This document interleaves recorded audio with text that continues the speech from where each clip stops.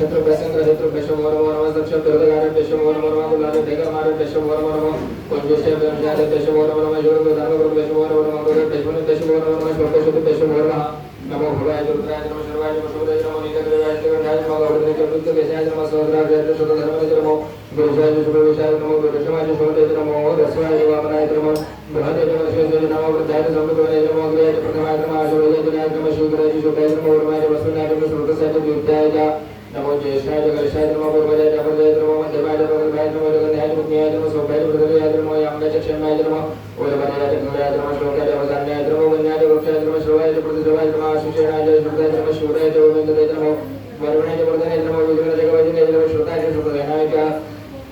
नमो दंतभ्याय अननाय नमः दर्शनाय वरुणाय नमः दुताय प्रसाय नमः शंकराय सुदेवताय नमः श्रीक्षणाय शिवजाय नमः स्वाहाय सुंदराय नमः सत्याय पथाय नमः गाठाय नमः सुंदराय नमः नाट्याय विशुद्धाय नमः गोप्याय वट्टाय नमः वर्षाय नमः मेघाय नमः दोताय नमः इंद्राय नमः वाताय नमः वास्तवाय